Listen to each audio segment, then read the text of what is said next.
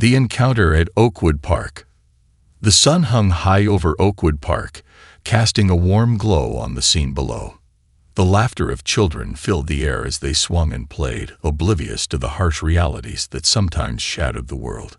James Williams, a retired U.S. Army general, sat on a weathered bench, soaking in the summer day.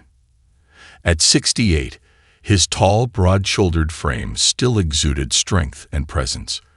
The close-cropped gray hair and sharp eyes told stories of a man who had faced challenges, both on and off the battlefield. As he watched the children, memories of his service flooded back, moments of camaraderie, bravery, and sacrifice. Yet there was an unsettling feeling in the air that day, a feeling he couldn't quite shake. The familiar creak of the bench under his weight was a reminder of the years gone by, but he still felt young at heart, ready to enjoy life after a long and storied career. Suddenly, a commotion broke the serene atmosphere. Two police officers strolled through the park, their eyes scanning the surroundings. The older officer, a stocky man with a ruddy complexion, appeared to focus on James. He strode over, his partner trailing behind, looking hesitant. "Hey, you!" The older officer barked, pointing a finger at James. "This isn't a homeless shelter. Move along." James blinked in disbelief. "Excuse me," he replied, his voice steady yet incredulous. The officer loomed closer, his hand resting on his holster. "You heard me. We've had complaints about vagrants hanging around here. Time to go." James's heart raced at the unjust assumption. There must be some mistake. "I'm just enjoying the park like anyone else," he said, keeping his tone calm despite the rising frustration within. The younger officer, visibly uncomfortable, glanced at his partner. "Sarge, maybe we should." "Shut up, Miller," the sergeant snapped, turning his attention back to James. "Let's see some ID." Frowning, James felt the weight of the situation pressing down on him. "May I ask why?" "I haven't done anything wrong." The sergeant's face darkened, his tone turning aggressive. "You refusing to cooperate. Last chance. ID now, or you're coming with us." James took a deep breath, trying to maintain his composure. "I'm simply asking why I'm being singled out. Is it because I'm black?" The question hung in the air, heavy and loaded. The younger officer, Miller, looked away, while the sergeant clenched his jaw in irritation. "Watch yourself, old man," the sergeant growled. "You're making this worse for yourself." James's patience waned. "I'm not doing anything wrong. You have no right to treat me this way." As he reached for his wallet, the officer's hand remained firmly on his weapon, the tension in the air palpable. James withdrew his military ID, but before he could show it, a gust of wind snatched it from his fingers. The card fluttered to the ground several feet away. "Don't move," the sergeant shouted, panic lacing his voice. James stood up, instinctively reaching for his ID, but in a flash, the officer twisted his arm behind his back, pinning him. "You're under arrest for resisting an officer," the sergeant spat. "What? This is ridiculous," James protested, wincing at the pressure on his shoulder. "Officer Miller, please. My ID is right there. I'm a retired Army general, not some vagrant." Miller hesitated, glancing between his partner and the fallen ID card. A small crowd had begun to gather, murmuring and pulling out their phones to record the unfolding scene. "Sarge, maybe we should check his ID first," Miller suggested quietly. "Shut up and cuff him," the sergeant barked, his voice leaving no room for dissent. Reluctantly, Miller reached for his handcuffs. Just then, a commanding voice rang out across the park. "What the hell is going on here?" All heads turned to see a tall black man in a police captain's uniform striding toward them, his face a mask of barely contained fury. The sergeant's eyes widened in recognition. "Captain Jackson," he exclaimed. "Let him go. Now." Captain Jackson's voice was firm and unyielding, as if he were issuing an order on the battlefield. The sergeant released James, who rubbed his sore arm, confusion and anger coursing through him. Jackson bent down, retrieving the fallen ID from the ground. His eyes widened as he read it. "James Williams?" he asked, a note of awe creeping into his voice. "It's an honor, sir. I served in Iraq under General Martinez. He spoke very highly of you." James nodded, still catching his breath. "Thank you, Captain. I appreciate your intervention." Jackson turned to the other officers, his expression hardening. "Would someone like to explain why you were manhandling a decorated war hero?" The sergeant shifted uncomfortably. "We received complaints about homeless people in the park. This man matched the description and refused to show ID." "That's not true," James interjected firmly. "I was never given a chance to comply. This officer assumed I was homeless based solely on my appearance and escalated the situation unnecessarily." Jackson's gaze swept over the gathered crowd, many of whom were still recording with their phones. "We'll sort this out back at the station. Miller, take statements from any witnesses. Sergeant Howard, you're with me." As Howard trudged after his captain, James caught Miller's eye. The young officer looked miserable, guilt etched across his face. "I'm sorry, sir," Miller said quietly. "I should have spoken up sooner." James regarded him thoughtfully. "It's not easy standing up to a superior, even when you know they're wrong. But that's exactly when it matters most." Miller nodded, swallowing hard. He opened his mouth to respond, but Jackson's voice cut him off. "Miller, statements now." As Miller hurried off, James sank back onto the bench, his mind reeling. He had faced danger and prejudice before, but never so blatantly, so close to home. The adrenaline that had propelled him through the encounter faded, replaced by a grim resolve. This wasn't over, not by a long shot. A young woman approached, her phone still in hand. "Sir, I got the whole thing on video. Do you want me to send it to you?" James looked up at her, a plan already forming in his mind. "Yes," he said, his tone firm. "I'd appreciate that very much."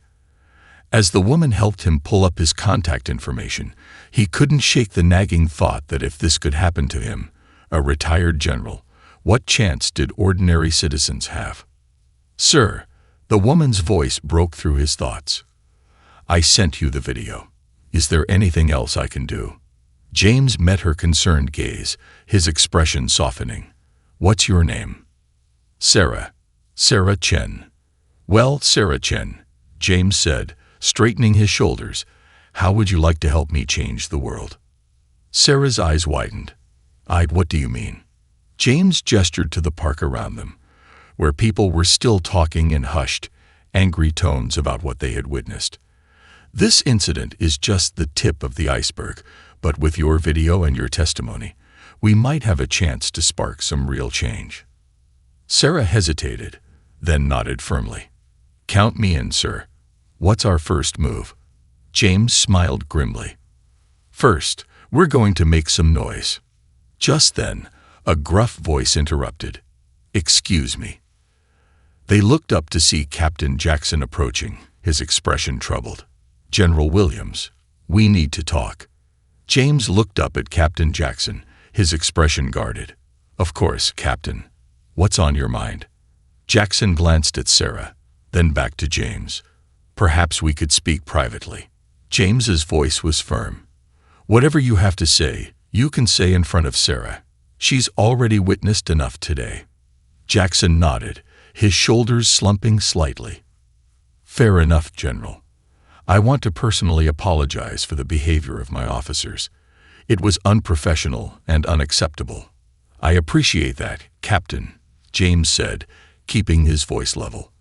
"But I think we both know this goes beyond a simple misunderstanding." Jackson sighed, running a hand over his face. "You're right, of course. The truth is, we've been dealing with some issues within the department, racial profiling, excessive force complaints. I've been trying to address it. But change comes slowly," James finished, his tone understanding. "Exactly," Jackson said, looking at James intently. "General, I could use your help. Your experience, your voice, it could make a real difference." James leaned forward, his eyes narrowing. "I'm listening." As James and Captain Jackson delved into a hushed conversation about departmental reforms and community outreach, Sarah's phone buzzed insistently. She glanced down, her eyes widening.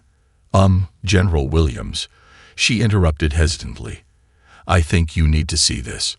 Sarah held out her phone, showing a social media feed exploding with clips from the incident. The video had gone viral in a matter of minutes, sparking outrage and calls for action. James watched the footage play out, his face a mask of calm even as his stomach churned. There it was, in stark detail, the assumption of guilt, the escalation, the casual cruelty. But there was something else too. The faces in the background, shocked and angry. People stepping forward, speaking up, ready to lead the charge. "It's everywhere," Sarah said, her voice a mix of awe and apprehension. "People are demanding answers, organizing protests. It's like a powder keg." James nodded slowly, his mind racing. This was an opportunity but also a risk. If not handled carefully, the situation could spiral out of control, leading to more violence and deepening the divide between law enforcement and the community. He turned to Captain Jackson, who was staring at the phone with a look of grim resignation. "Captain, I think our timetable just got accelerated. Are you ready for this?" Jackson straightened, meeting James's gaze. "Ready or not, it's happening." As they prepared for the storm that lay ahead, James felt a sense of purpose surging within him. This was no longer just about one man's humiliation. It was about standing up against a system that had allowed prejudice to fester for too long. He could feel the winds of change stirring, and he was determined to harness that energy, to fight for justice, not just for himself, but for everyone who had faced injustice. With Sarah by his side and Captain Jackson's support, he was ready to take on the world. The battle for equality and understanding was just beginning, and he was mobilizing the movement. The following days passed in a whirlwind of activity, both exhilarating and exhausting.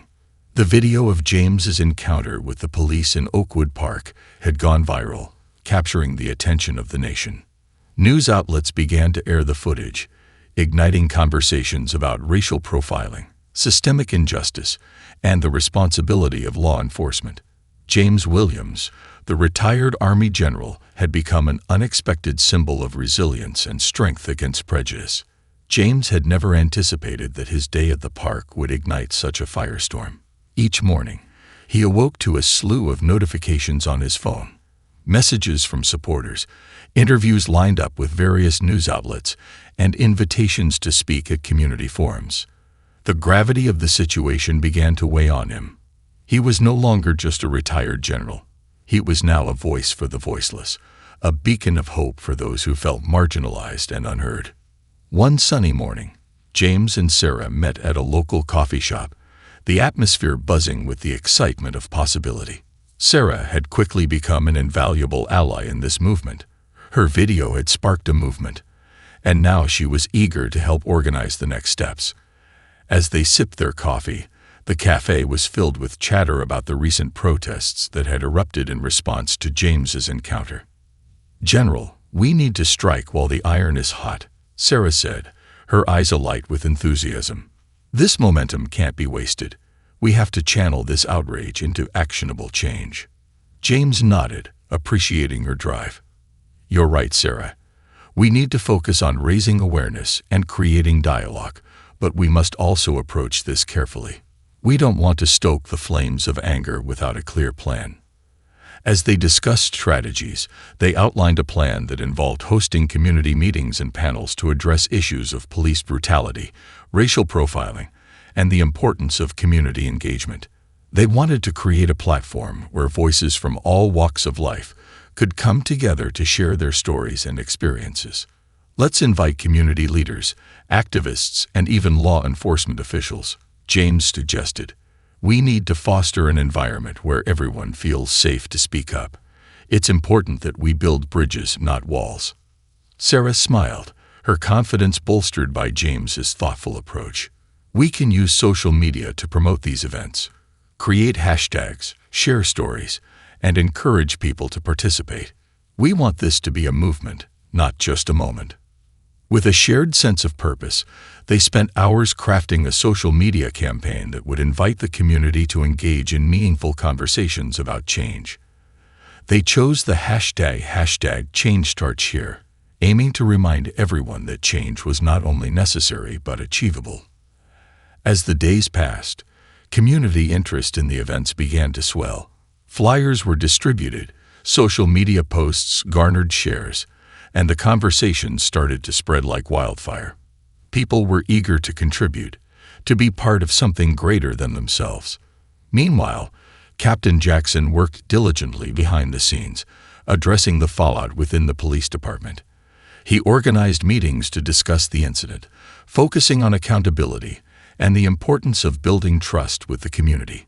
Jackson reached out to other police departments, seeking to create a coalition of law enforcement agencies willing to engage in training on racial sensitivity and community relations. "James, I need your voice in these meetings," Jackson said during one of their discussions. "You're in a unique position.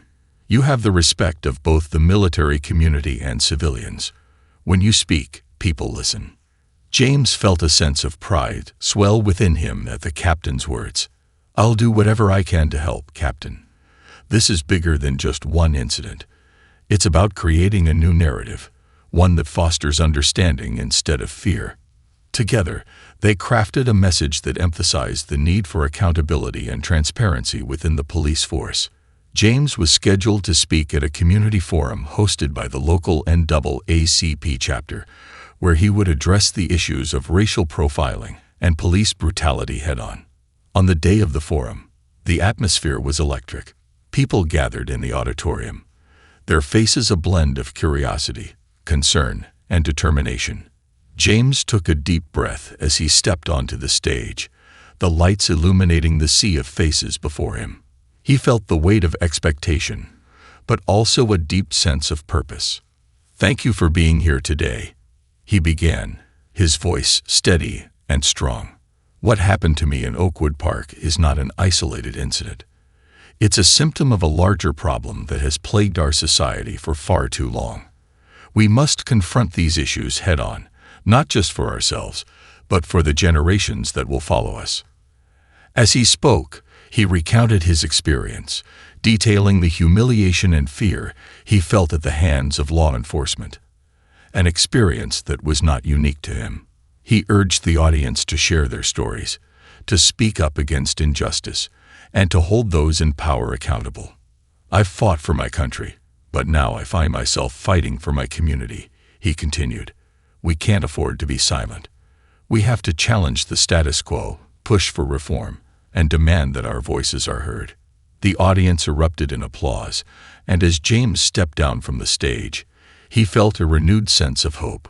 He had sparked something within those walls, an understanding that their collective voices could create change. After the forum, Sarah approached him with a smile. "You were incredible, General. People are fired up. We're already getting messages from individuals wanting to help organize future events." James felt a warmth spread through him at her enthusiasm. "This is just the beginning, Sarah. We need to harness this energy and keep the momentum going." They spent the following weeks organizing town hall meetings, workshops on community policing, and rallies to raise awareness about systemic racism. Each event brought people together, fostering conversations that had long been overdue. They heard stories of pain, resilience, and hope from individuals who had faced similar injustices. One evening, after a particularly moving town hall meeting, James and Sarah sat on the steps of the community center, reflecting on the progress they had made. "I never imagined this would become so impactful," Sarah confessed, her voice softening. "It's like we're building a family here, united by a common goal." James nodded, his heart swelling with pride. "It's more than just a family. It's a movement. We're showing people that they have the power to demand change and to support one another." As they continued their efforts, news of their work spread beyond their community. National organizations reached out to partner with them, and influential activists offered their support. James found himself invited to speak at larger events amplifying their message on a national platform. However, with the rising visibility also came challenges. The police department faced increased scrutiny, and not everyone was pleased with the changes being proposed. Tensions grew as some officers resisted the idea of reform, fearing that it would undermine their authority. One evening, during a planning meeting with Captain Jackson, the mood turned serious. "James, we need to be prepared for pushback," Jackson said, his brow furrowed. "Not everyone in the department sees this as necessary, and I worry about the safety of our initiatives." James felt a sense of determination surge within him. "We can't back down, Captain. Change is always met with resistance, but that doesn't mean we stop fighting. If we want a better future, we have to be willing to face whatever comes our way." The next day, they held a press conference to address the community's concerns and reaffirm their commitment to transparency. James stood beside Captain Jackson, united in their vision for change. The cameras flashed as they faced a sea of reporters. "Today, we are making a commitment to our community," James declared, his voice resonating with conviction. "We will work hand in hand with law enforcement to ensure that every individual feels safe and respected. This is not just about policing. This is about building trust, understanding, and accountability." As the press conference concluded, James felt a sense of hope wash over him. They were on a path towards something meaningful, and with Sarah, Captain Jackson, and the community by his side, he was ready to face whatever challenges lay ahead. With the momentum building and more people joining the cause, James knew that they were part of a transformative movement, one that had the potential to reshape the narrative surrounding race and justice in their community and beyond. The journey ahead would not be easy, but together they were ready to rise, push boundaries, and fight for a future built on equality and respect. The community awakens. As the weeks rolled into months, the movement for change began to take root deeply within the community. James Williams and Sarah Chen became familiar figures in local media, often seen sharing their story and advocating for reforms alongside Captain Jackson. The trio had formed a formidable alliance, leveraging their unique backgrounds to engage various segments of the population in dialogue about racial equity and justice. Every Saturday morning, the community center hosted a Voices of Change forum, where residents could come together to share their experiences, concerns, and hopes for a better future. The atmosphere was electric, filled with passionate discussions that ranged from personal stories of hardship to broader analyses of systemic issues. It was a safe space where individuals could express their emotions, knowing they would be heard without judgment. One Saturday, James took the stage as the guest speaker, a familiar smile gracing his face as he surveyed the room filled with eager faces. "I want to thank all of you for being here today," he began, his voice warm yet commanding. "Every single one of you plays a vital role in this movement. Together, we're creating a tapestry of voices that cannot be ignored." The audience clapped enthusiastically, their energy contagious. James continued, sharing his own experiences and the challenges he faced as a black man in the military and society. "We have seen change happen in our military, and we can see it happen here, in our community too. It begins with us, recognizing our collective strength and holding each other accountable." He encouraged the crowd to participate actively in upcoming town hall meetings with city officials, emphasizing the importance of having their voices heard at every level of governance. "We need to engage with our leaders and demand the changes we want to see. Change doesn't happen in a vacuum. It requires our voices to resonate loudly." After the forum, as people mingled and shared their thoughts, Sarah pulled James aside. "General, this is incredible. We had a larger turnout each week, and the feedback has been overwhelmingly positive," she said, her eyes shining with enthusiasm. James nodded, feeling a swell of pride at their accomplishments. "It's just the beginning, Sarah. We need to keep this momentum going, but we must also prepare for the challenges ahead." "Challenges like what?" she asked, furrowing her brow. James sighed, glancing at the group of community members, many of whom were still deeply entrenched in their struggles. While we've seen support from many, there are still those who resist change. We'll encounter pushback from those who fear losing their power or privilege. We must remain steadfast and united, ready to face whatever comes our way. As if on cue, news broke out about a controversial incident involving a police officer using excessive force during an arrest in a neighboring town. The footage quickly circulated on social media, reigniting tensions in the community. It was a stark reminder of why their work was crucial and timely. James, Sarah, and Captain Jackson convened an emergency meeting to address the situation. This is a perfect example of why we need to continue advocating for reform. Captain Jackson said, his tone serious. This incident has the potential to escalate if we don't act swiftly. I agree, James replied, his brow furrowed with concern. We should organize a peaceful protest to show solidarity and demand accountability. This isn't just about our community. It's about standing up for justice everywhere. Sarah nodded enthusiastically. We can use social media to spread the word, create flyers, and encourage people to join us. This is a chance to amplify our message. In the days leading up to the protest, the atmosphere in the community shifted. Conversations bubbled over with a mix of hope and anxiety. People were eager to participate, yet wary of potential backlash from those who opposed their efforts. Flyers adorned street corners and community boards, inviting everyone to come together in solidarity against injustice. On the day of the protest, the sun rose brightly, illuminating a sea of faces gathered in the park. James stood at the forefront, flanked by Sarah and Captain Jackson. The crowd buzzed with excitement and determination as they held signs reading "Justice for all" and "No more silence." Today, we stand united, James shouted into the microphone, his voice echoing across the park.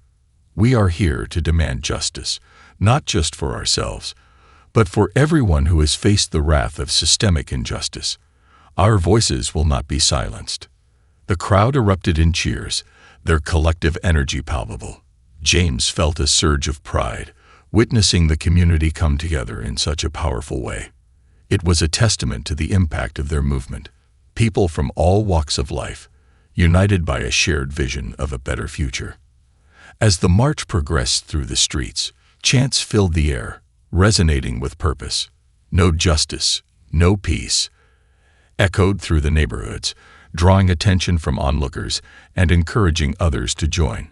James marched at the front, his heart swelling with hope and determination.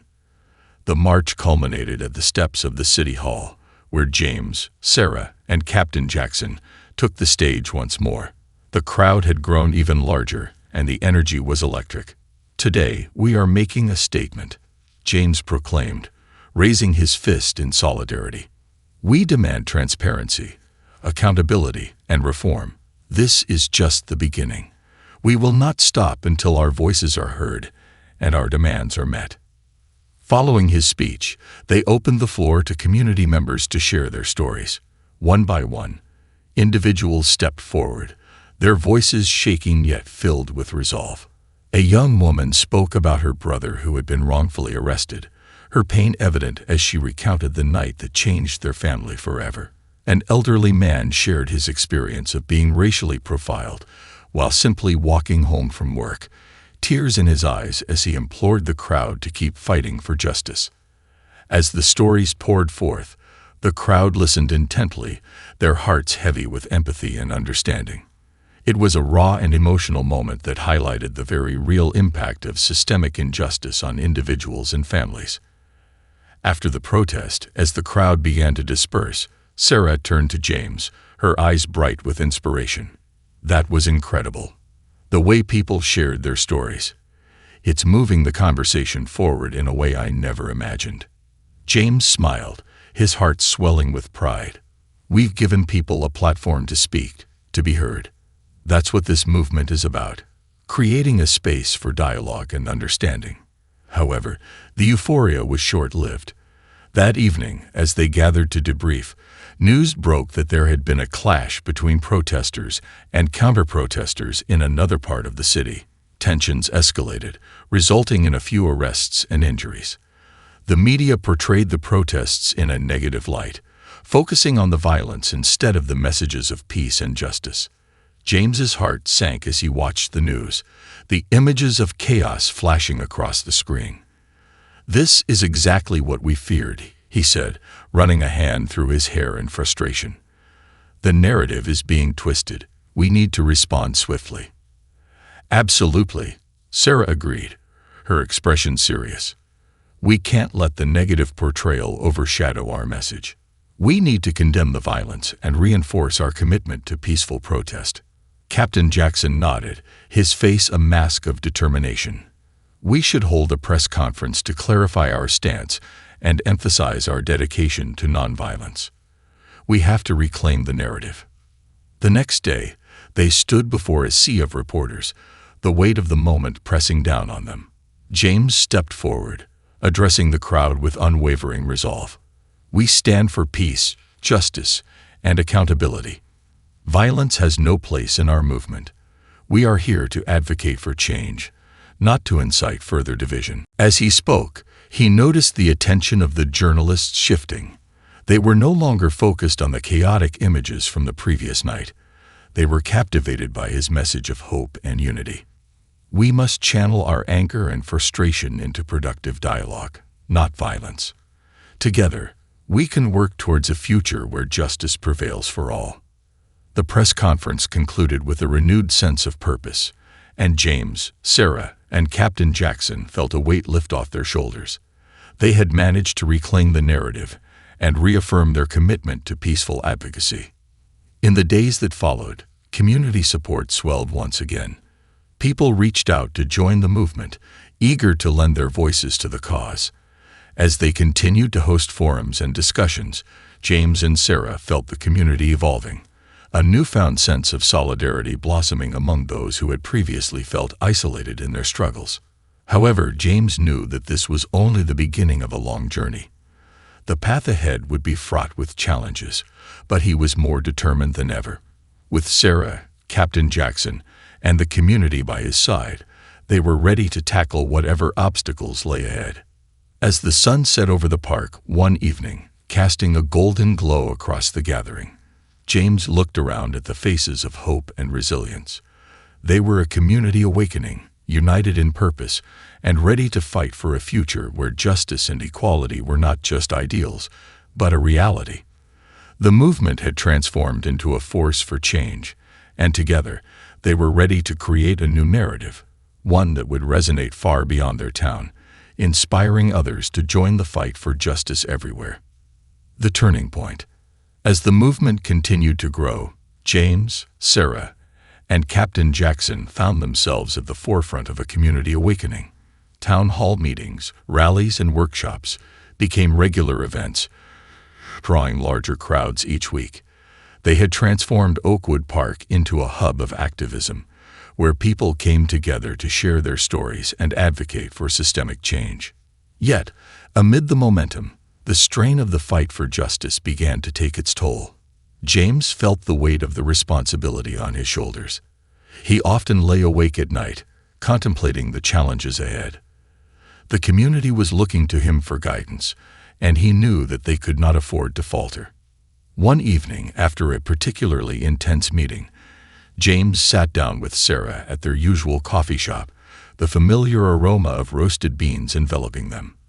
The bustling cafe was filled with laughter and conversation, a stark contrast to the gravity of their discussions. "Sarah, we're making real progress," James began, stirring his coffee thoughtfully. "But I can't shake the feeling that we need to escalate our efforts. The momentum is there, but we need to reach a broader audience, hit the attention of those in power." Sarah nodded, her brow furrowed in concentration. "I agree. We've started to make waves locally, but it's time to take our message to a larger platform. We need to create a national dialogue." As they brainstormed ideas, an unexpected message popped up on James's phone. It was from a local university, inviting him to speak at their annual social justice conference. The event was known for attracting prominent activists, scholars, and policymakers, all eager to engage in discussions about equality and reform. "This could be it," James said, his eyes lighting up. "If I can share our message at the conference, it could amplify everything we're doing here. We might even attract the attention of influential leaders who could support our cause." Sarah beamed with excitement. "Let's prepare a powerful presentation. We need to showcase not only our stories, but also the community's resilience and the changes we're advocating for." Over the next few weeks, they worked tirelessly to prepare for the conference. They compiled statistics on racial profiling, testimonials from community members, and proposed actionable solutions for reform. James wanted to ensure that their presentation was not just emotional, but also grounded in facts and solutions that could be implemented. The day of the conference arrived, and the atmosphere buzzed with energy. The university auditorium was packed with attendees from various backgrounds, eager to engage in conversations about social justice. James stood backstage, feeling a mix of excitement and nervousness. This was an opportunity to make a significant impact, and he was determined to seize it. As he took the stage, the audience fell silent, all eyes on him. He stood tall, projecting confidence, his military training guiding his composure. "Thank you for this opportunity to speak," he began, his voice steady and clear. "I stand before you not just as a retired Army general, but as a member of a community that is fighting for justice and equality." He shared his experience in Oakwood Park, detailing the humiliation and fear he felt at the hands of law enforcement. But he didn't stop there. He invited community members to join him on stage, allowing them to share their stories directly with the audience. Each voice resonated with authenticity, echoing the struggles they faced in their everyday lives. "Oh, come." One by one, individuals spoke passionately about their experiences with racial profiling, police brutality, and the urgent need for reform.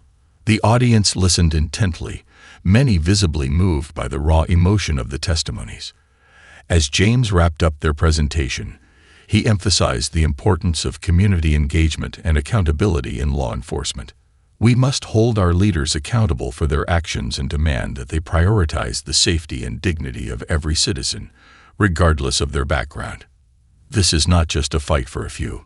It's a fight for everyone." The applause that followed was thunderous, filling the auditorium with a collective sense of purpose. James stepped down from the stage, adrenaline coursing through him. He felt the energy in the room. The conversation sparked by their presentation would ripple out far beyond that day. Afterward, several attendees approached him, eager to discuss collaborations and how they could help amplify the message. Among them was a prominent civil rights activist, known for her work in police reform across the nation. "James, what you're doing is remarkable," she said, her voice filled with admiration. "We need more voices like yours. Let's connect and work together to push for change at a national level." James felt a surge of hope as he exchanged contact information with her. This was the moment he had been waiting for, a chance to expand their movement beyond Oakwood Park and reach those in power who could effect change. In the following weeks, James continued to engage with activists and leaders across the country. The national conversation surrounding racial injustice began to shift, with more media outlets covering the stories from Oakwood Park. James, Sarah, and Captain Jackson found themselves increasingly invited to speak at events and conferences where they shared their message of hope and resilience. However, as their visibility grew, so did the backlash. Social media platforms became battlegrounds, filled with both support and opposition. James found himself targeted by individuals who disagreed with his stance, receiving hateful messages and threats. While he had prepared himself for criticism, the vitriol surprised him. One evening, after a long day of meetings, James sat on his porch, staring at the sunset. Sarah joined him, sensing his unease. "You okay?" she asked softly. James sighed, running a hand over his face. "I'm just feeling the weight of everything. The more we advocate for change, the more resistance we face. It's disheartening." Sarah sat beside him, her presence comforting. "You knew this wouldn't be easy, But remember, for every person who tries to tear us down, there are countless others who support us and believe in our mission. We're creating a movement that can't be ignored." Her words resonated with him. James realized that every step forward would come with challenges, but they were necessary for the growth of the movement. With Sarah and Captain Jackson by his side, he felt a renewed sense of purpose. The next major event was a community festival designed to celebrate unity and raise awareness about their cause. They planned a day filled with activities, speakers, and entertainment, hoping to draw in a diverse crowd and showcase the strength of their community. On the day of the festival, Oakwood Park transformed into a vibrant celebration of culture and resilience. Colorful banners adorned the trees, and food stalls filled the air with the scent of delicious cuisine from various cultures. Music echoed through the park as local artists performed, bringing the community together in joy and solidarity. James watched as families gathered, children laughing and playing, the atmosphere electric with excitement. He took a moment to reflect on how far they had come. This was not just a festival, it was a declaration of unity, a celebration of the strength that lay within their community. As the sun began to set, casting a warm glow over the park, James took the stage once more. "Thank you all for being here today," he said, his voice ringing out across the crowd. "Today we celebrate our community, our culture, and our commitment to justice. We are stronger together, and together we will continue to fight for a future where every voice is heard and every life is valued." The crowd erupted into cheers, a chorus of hope and determination. In that moment, James felt the weight of his responsibilities lighten. They were building something lasting, a movement fueled by the collective voices of those who had faced injustice. As the festival continued, James mingled with attendees, hearing their stories, their hopes, and their dreams. Each conversation fueled his resolve, reinforcing his belief that change was not only possible but inevitable. However, as they celebrated their achievements, James knew that the path ahead remained fraught with challenges. The fight for justice was ongoing, and the movement would require vigilance, unity, and determination. That night, as the stars twinkled above and the laughter of the festival lingered in the air, James felt a sense of belonging wash over him. They were not just advocating for change. They were creating a legacy, one built on resilience, understanding, and unwavering hope. Together, they were writing a new chapter for their community, a story of courage and transformation that would echo through the generations. The challenge of unity. The festival had been a resounding success, breathing life into Oakwood Park and drawing the community together in a powerful display of solidarity. The vibrant colors, joyful laughter, and the scent of various cuisines lingered in the air long after the last song had played and the crowd had dispersed. However, as James Williams stepped back into the reality of his mission, he was acutely aware that the real work was just beginning. In the days following the festival, the pressure to maintain momentum intensified. James, Sarah, and Captain Jackson found themselves at the center of a swirling storm of media attention, both positive and negative. While many praised their efforts, there were also vocal critics, some of whom were determined to undermine their message. One afternoon, as James reviewed the latest news articles and social media posts about their movement, he felt a familiar knot of tension form in his stomach. Among the articles, he stumbled upon a particularly harsh piece that questioned his motives and painted him as a divisive figure, someone who was stirring up unrest rather than fostering unity. "General, you need to see this," Sarah said, her voice taut with concern as she approached his office. She handed him her phone, where the article was prominently displayed. "This isn't the first time we've been attacked, but it feels different this time. They're questioning our integrity." James read through the article, his jaw tightening. "They're trying to spin our message into something ugly," he said, feeling anger bubble up inside him. "We're not here to create division. We're here to foster understanding." "Exactly," Sarah replied, frustration evident in her tone. "But the more attention we get, the more these narratives will arise. We need to address this head-on before it spirals out of control." As they brainstormed a response, Captain Jackson joined them, his expression serious. "I've seen the article. It's designed to provoke a reaction. But we can't let it deter us. Instead, we need to emphasize our commitment to unity and constructive dialogue." James nodded, realizing the truth in Jackson's words. "We have to show that our movement is about bringing people together, regardless of race or background. Let's hold a press conference to address the article directly and clarify our mission." That evening, they drafted a statement for the press conference, emphasizing the importance of unity and the shared goals of their movement. James wanted to ensure that their response was measured and constructive, countering the negativity with a reaffirmation of their commitment to inclusivity. The next day, as they stood before a throng of reporters, James felt the weight of the moment press down on him. "Thank you all for coming today," he began, his voice steady and authoritative. "We are here to address the recent article that misrepresents our intentions and efforts." He took a deep breath, gathering his thoughts. "Our mission is rooted in a desire for justice, equality, and understanding. We believe that through open dialogue and collaboration, we can bridge the gaps that divide us. This is not a movement of division. It's a movement of unity." As he spoke, he could see the media's attention shift. Many reporters leaned in, captivated by his sincerity. "We invite all voices to join us, regardless of their background. Together, we can create a more equitable society, where every individual is treated with dignity and respect." The press conference concluded, and as James walked away from the podium, he felt a wave of relief. They had addressed the criticism head-on, reinforcing their commitment to unity. However, he also knew that the road ahead would be challenging. In the weeks that followed, they continued to engage with the community, hosting forums, workshops, and discussions that focused on collaboration and understanding. One of the most impactful initiatives they introduced was a series of listening circles, intimate gatherings where community members could share their stories in a safe space.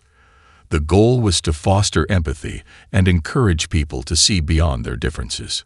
The first listening circle took place at the local library, a cozy setting that felt welcoming. As attendees trickled in, James and Sarah prepared the space, arranging chairs in a circle to encourage open dialogue. "Are you ready for this?" Sarah asked, her eyes scanning the room filled with people from diverse backgrounds. James nodded, though a hint of nervousness lingered. "This is an opportunity for us to listen and learn. It's essential that we approach these conversations with open hearts and minds." As the circle began, James opened the floor to anyone who wanted to share. The stories that emerged were powerful and heartfelt. A white woman spoke about her experiences growing up in a family that held prejudiced views, realizing as an adult the damage those beliefs had caused.